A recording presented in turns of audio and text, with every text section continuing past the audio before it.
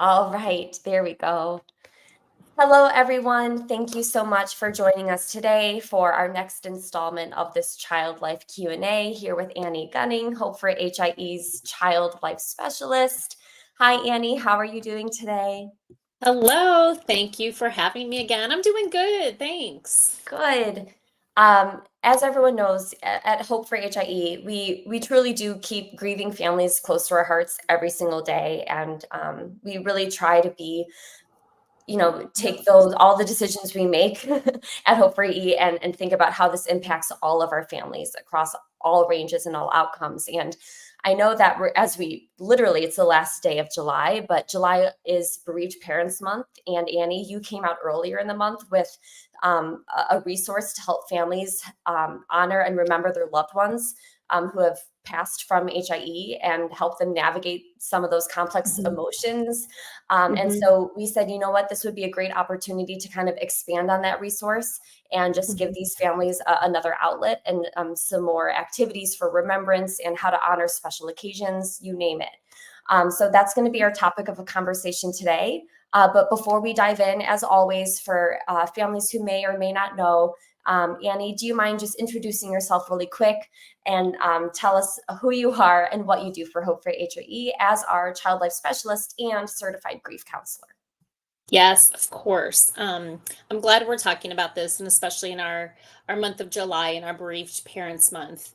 And like Deanna said, I just wanted to be able to give a few more suggestions about how we do honor our loved ones on special days, because that can be just extra triggering, and you have even bigger and more emotions on those and around those days. So, as a child life specialist, my job is to help families cope with stressful situations. Typically, that involves something healthcare related or in the hospital.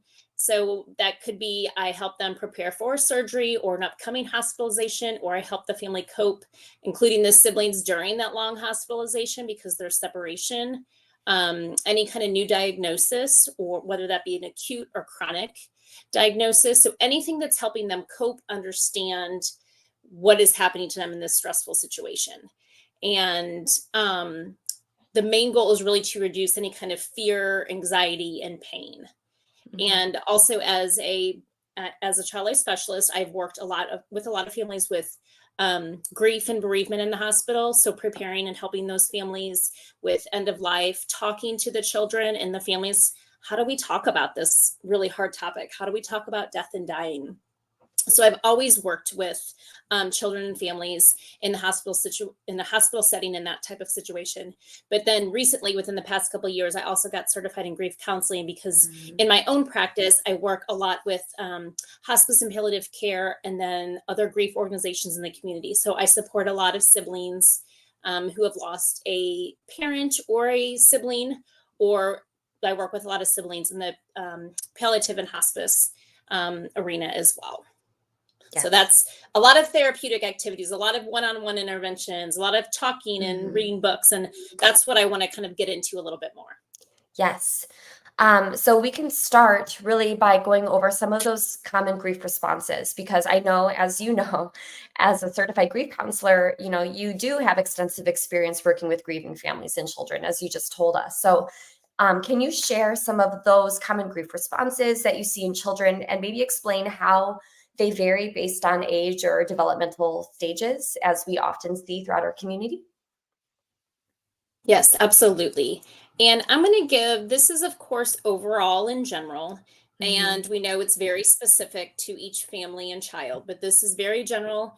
And I will give some information, but Deanna will, or I will give a more comprehensive list following in the blog or Yeah, an additional post. So we're going to give kind of some main points now, but I really do want to make sure we get enough time to focus on like the activities and right. things we can do to celebrate our person who has died. So for infants and toddlers, it's what I would say about 0 to 3. They have no concept of death, but they do notice that things are different or missing. So you still see responses and changes in them, like increased irritability, some clinginess, changes in sleeping and eating patterns, inability to soothe themselves like maybe they used to be able to when they're a little bit older, like get a little bit older than that, tolerate repeated questions, repeated Mhm. asking. What happened? Where are they? And we're just going to keep answering that. Temper tantrums, and just increased crying and anxiety. And we help them with just a consistent routine, short, honest information about the death, provide opportunities for play. That's how they're processing. That's how they're interacting and learning about their world. Set limits, because toddlers always want to test the limits. So we're going to set limits, but we're going to be flexible if we need to be. Give appropriate choices to offer control. They can't have control over everything. What cup do you want to use? You want to use this cup or this cup? Do you want to use this spoon or this? Like, appropriate, viable choices. It gives them a little bit of that control back in a situation where they have no control anymore. Right. And then provide a lot of physical and emotional connections and nurturance, lots of hugs, and kisses and snuggles and things like that. Hold on one second. Sorry. No, Let you're me good. scroll. So we'll go through kind of each age group. Yeah. And because I know, there's so much. Annie's it can always be so very prepared. She has extensive notes. So she just give her a minute to scroll. She's so Yes, I have to scroll. Sorry. It's okay. Because this topic also is just very near and dear to my heart. I love Yeah. supporting these families, especially in my private practice. So Mhm. I want to make sure I give all the best information that I can. So Mhm. for 3 to 5 year olds, we have our concrete and magical thinkers. They are thinking of death still as reversible. When are they coming home? What time are they going to be back? And we're going to keep giving that simple, honest information of what happened. They may feel responsible for the death because they had a thought about something. I acted bad, and so that's why the person died. It's that magical thinking. That's just their developmental stage that they're in. Their common responses are irritability, bedwetting if they were previously potty trained, or any kind of regression. Maybe they didn't suck their thumb and now they're sucking their thumb. Clinginess and temper tantrums, changes in sleep and eating patterns again, a lot of difficulties with changes, and especially changes in routine, separation anxiety, lots of questions still. And then physically, it can come out in headaches and stomach aches. And how do we help them? We're going to validate all their feelings. And if we're going to model the appropriate expressions. If you're feeling sad, you can cry in front of them. That's okay. We're letting them know that that's okay. We're going to ensure all their safety and love. You're safe. I'm here to keep you safe. I'm here to help you. Provide opportunities for play, creative expression, and processing. The viable choices, again, just like you would for the little bit younger group. Lots of routine and predictability for them. If things are going to change, give them a little bit of preparation for that. You can read lots of books about grief. I have a huge library of books about grief that I love, and we will also provide that list for all age groups, and we will attach that as a separate document at the end.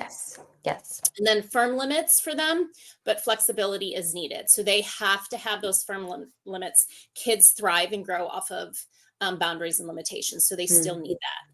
So offering them like, oh, let them do that, they're sad, or let them, they can't have all of that freedom because they need the boundary and limit setting. Offer opportunities to be included in any kind of funeral or burial preparation. So offer them appropriate choices if they want to be involved, and small things that they could do so they are involved. And then for our school age kiddos, they're still concrete thinkers and have some magical thinking in the earlier years, but they're beginning to understand some more of those abstract thoughts and starting to understand when they get older that the death is no longer irreversible and that it's permanent. And they have a lot of questions about death, and their common responses: changes in eating and sleeping again, feelings about their safety or abandonment. If it was a parent or somebody's gone in their life, let's just, we want to let them know that they're safe. There's people around them that love them and care for them, and who those people are. Strong and quick changes in their mood, then they're fine and playing the next. That's how they're processing. So you might tell them something that you think is really big and you're like, oh my gosh, I can't believe they just ran off and played. That's them processing. We can hold a lot of information and emotions all at one time. We can have grief all day long. Kids don't do that. They don't sit in it that way. They do pockets of it or periods of it. Lots of questions, then physical complaints, the headaches, the stomach aches, and regressive behaviors as well might be noticed.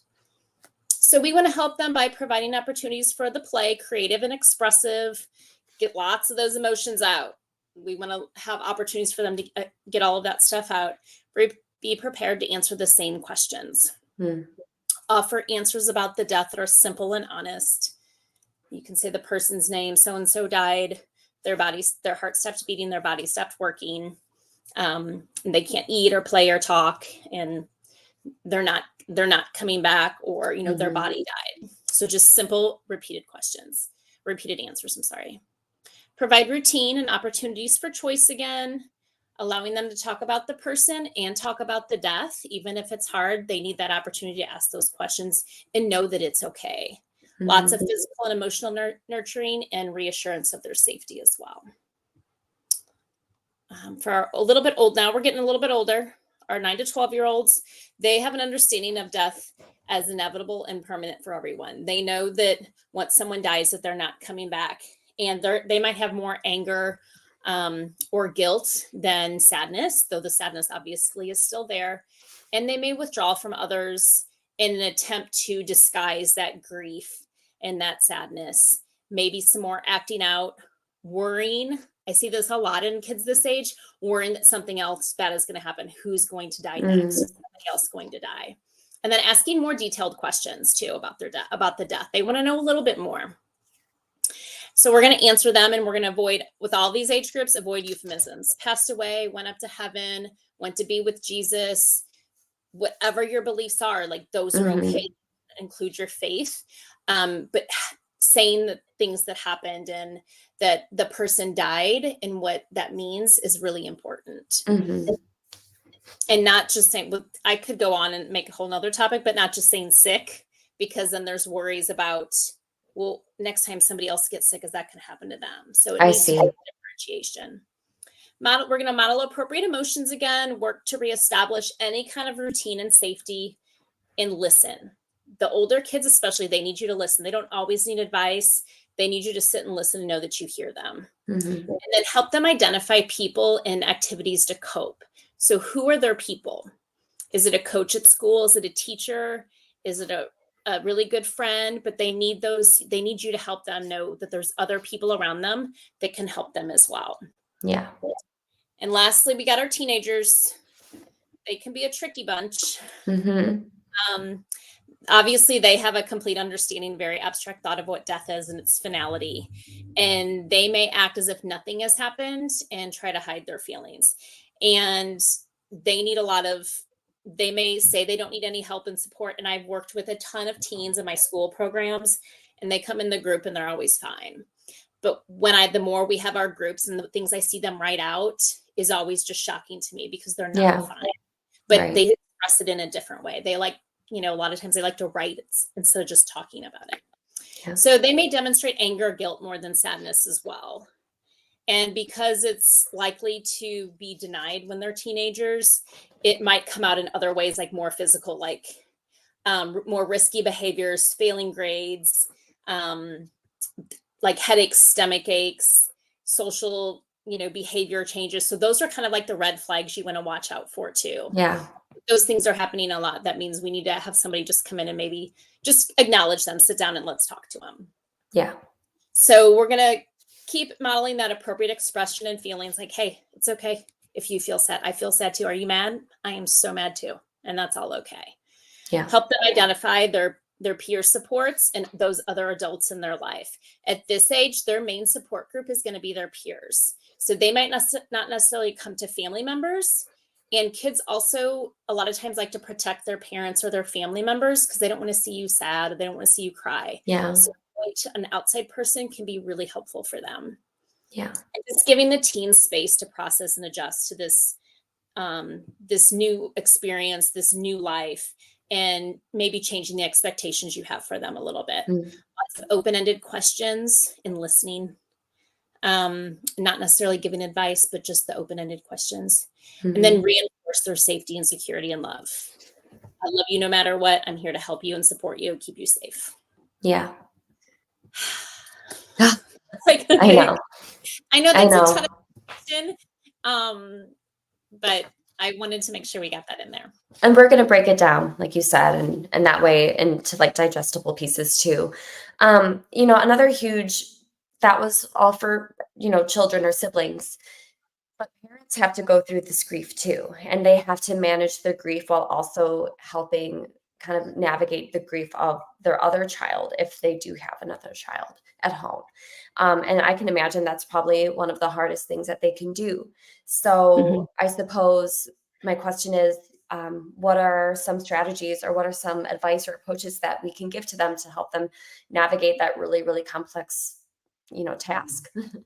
Yes, absolutely. I think this is one of the hardest things that a human would have to go through and deal with is not only are you trying to deal with and cope with your own grief, but you're also Mhm, helping a grieving child. mhm, And I do work with a lot of parents who are doing that. And, you know, it it's unimaginable, but it's there. And so helping them through that, seeking your own therapy and support groups mm, for yourself can be very beneficial. Find a local organization that offers support to both you and your child. I know where we're at here, we do a group where the kids meet and the parents meet. Like it's all like a one, every Monday night from for 1 hour, and then all the groups kind of break off. So I see. check in your community to see if you have something like that in your community. I'm always happy. I have a lot of resources, so I'm happy to look anything up and see if you have anything in your Mhm, community. Model those healthy coping strategies. Like you're having a hard time, you don't have to necessarily go hide every time you need to cry or be sad. You don't want your child to be the one comforting you and helping take care of you, but it's right. also okay to express those feelings because that's normal. Yeah. Share how your feelings of grief. Share your feelings of grief, even if your child doesn't want to talk about theirs. Like it's okay for you to still talk about that. It helps you. And then Yeah. find a project or activity maybe to do together, like just something. I've had lots of parents say they don't want to talk to me about it. They never talk to me about it. And it Mm, doesn't necessarily have to be a big talking conversation between the two of you, but doing something just together with you and your child is expressive, it's bonding, it helps that relationship. And then while you're doing those things, you might both just find stuff that you want to share about the person that you're missing.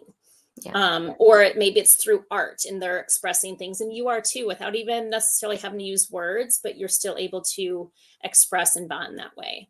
And Mhm, spend time alone in your grief is okay too. Like it doesn't all have to be out in the open, obviously. You can have that alone time and sit in it. I always tell you, acknowledge it, you feel it, it's there, but don't get stuck and dwell in it.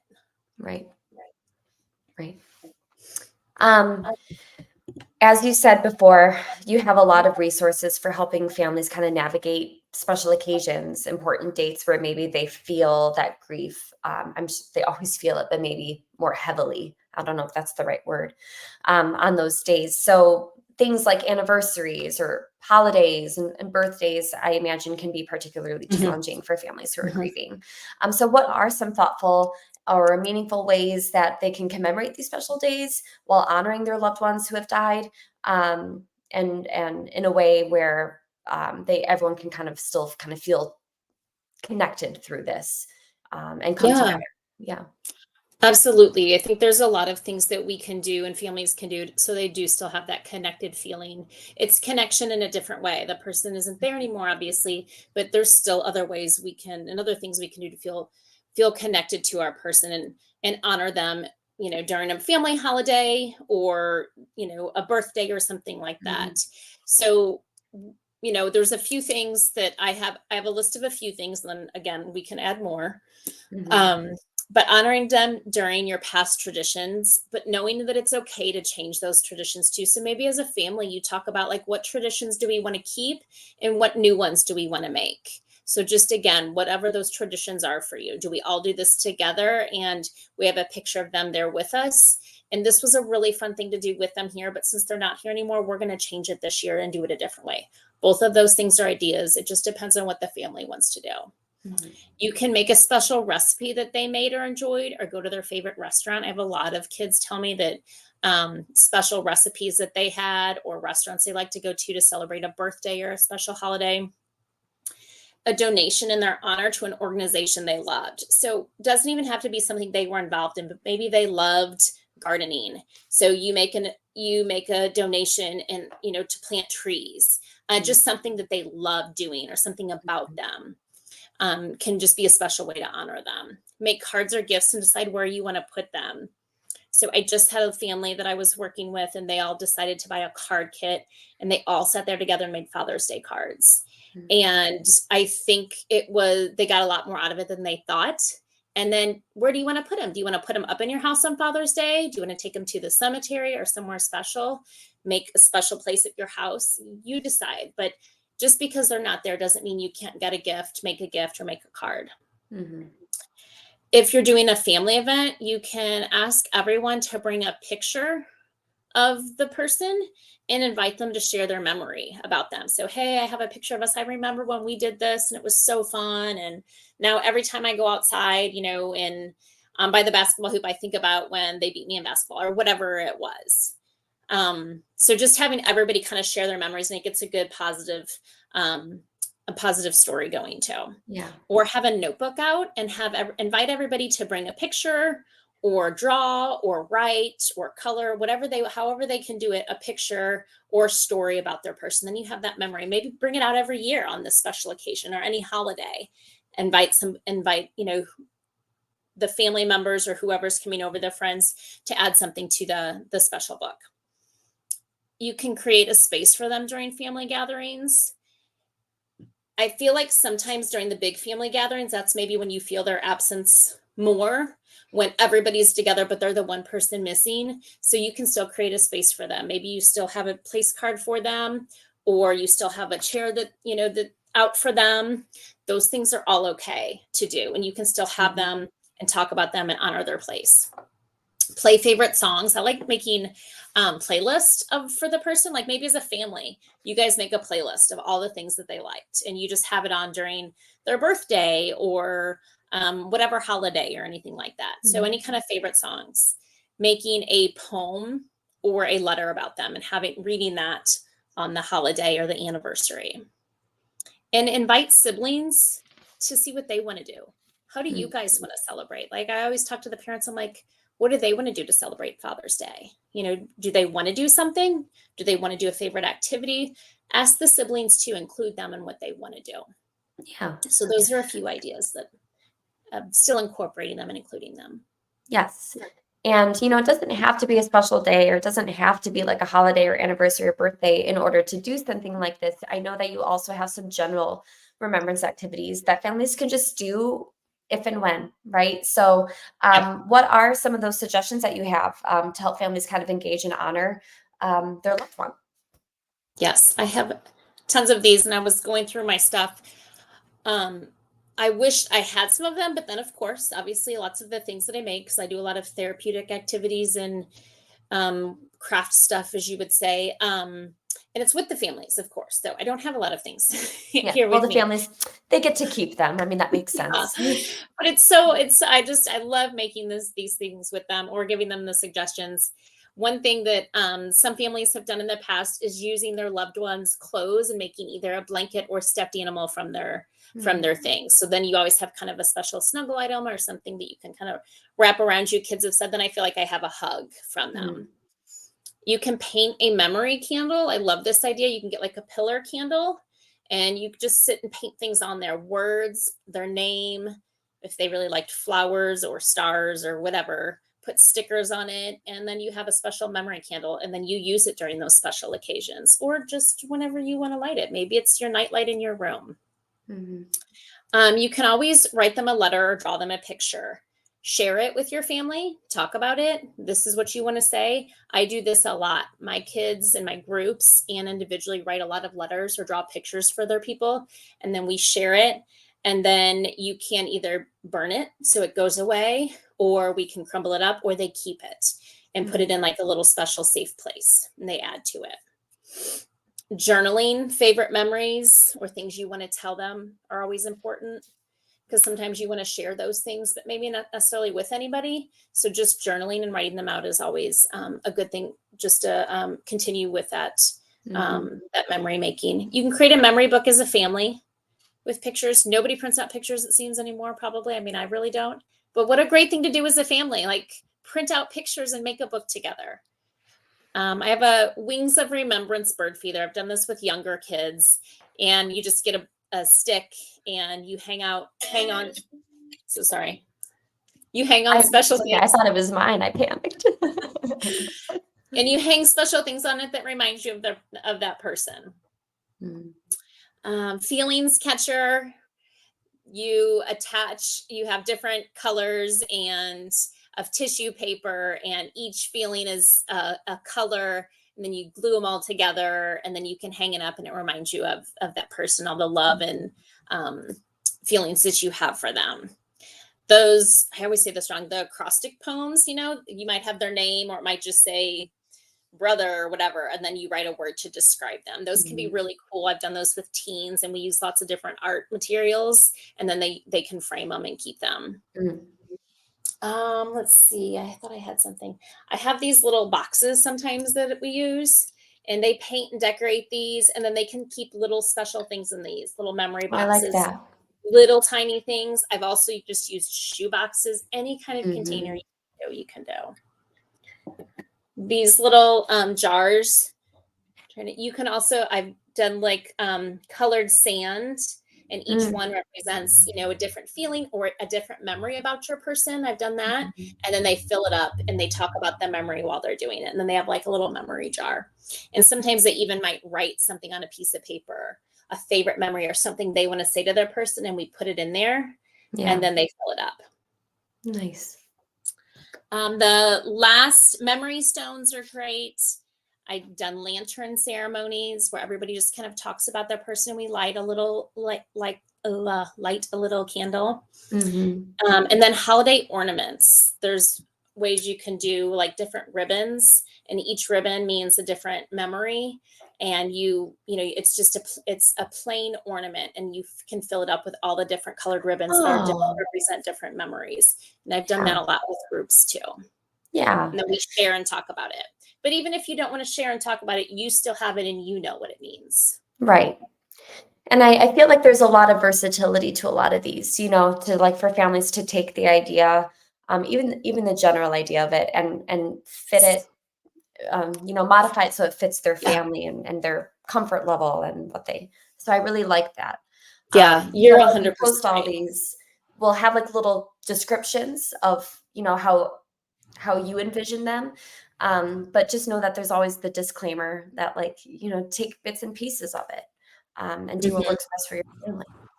Yeah, absolutely. We would love to end more with what are just some recommended resources, because you are not only a child life specialist, but you are also a certified grief counselor. So I know that you're kind of tuned into maybe some of those resources or organizations that other families may not know about. So do you mind kind of reviewing some of those, and then we'll be sure to link them on our key takeaways and blog. Yes, absolutely. And most of these they have resources of additional information about grief, how to support kids with grief, toolkits, different activities you could do. Some of these, you might find some of these same type of remembrance activities. They might have camps, or even some of them have local chapters. So I'm just going to go through and list, and then these were some of my favorites. There's a million, and Mhm. these are just a lot that I use. So NACG is the National Association for Children's Grief. And I'm also a member of that organization. I find a lot of great information there for myself and for my families. The Dougie Center is support for children, teens, and young adults before and after a death, which can be Mhm. important because some organizations are just post, and sometimes you need a little bit of support before, after some anticipatory Mhm. grief. The Courageous Parents Network has a lot of sibling information, and then also for caring for caregivers. The Support Spot app by Child Life on Call, which Mhm. we've talked about before. All of our families have free access to that app. There's a lot of grief resources on there as well that I Mhm. use. And the Compassionate Friends is a support group for parents, siblings, and grandparents. And they have a lot of information and support groups. So some of them have support groups that are in person, some also have virtual. And then just for Hope for HIE, we do have loss support groups Mhm. on Facebook, and virtual support groups that Haley, our social worker, does. Yes, those are the second Thursday of every month, the lost ones. Mhm. And then, there are also like Hope for each HIE, we have a super sibs group also specific for siblings who have lost a Mhm. sibling to HIE as well. Mhm. So I know there's a lot of resources out there. And like Annie, you said before, I mean, we have a child life specialist on call. We also have Haley Thomas, our social worker, on call. Both of you are able to talk to families to kind of see where they are and plug them into and do research and plug them into like local organizations and groups too, right? Yes, yes, absolutely. Even like sometimes, I will ask Haley or she'll ask me if she's looking for something specific for a family, and I can look up resources on specific grief things that she's needing, and we can get that to a family. So yes, we are definitely always here for email, phone call, reach out to us Yeah. on Facebook. We're Yeah. happy to help. I mean, you guys are a good team. I mean, it's all like you guys just talked about collaborative care and like you work together, right? So reaching out to one of you is ultimately, in a way, Mhm. reaching out to both of you too, For because you sure. guys do collaborate so much. So, yeah, visit HIE.support to kind of to reach out and put in that in your need request, and you Request. guys will Yep. reach out. Yes. Hmm. Thank you so much for helping us and giving us tools and strategies for these families, Annie. And like we said before, these will be turned into key takeaways. And if you're looking for any of these descriptions or activities, just in a little bit more detail, more than we can do in a 30-minute Q&A, obviously, then that's why we have the blog that you can kind Hmm. of go back to as a constant resource. And Hmm. that will be posted on our website, hopeforhie.org, in the next week or so. Okay. Knowing me, Yeah. less, Yeah. less than a week. I'm So sure. I'm sure. So thank you so much, everyone, for joining us. And Annie, I know that we will meet later on this week for another to figure out what our next installment of our Child Life Q&A will be. Until Yep. then, everyone, thank you and have a wonderful day. Yep. Thank you. Bye.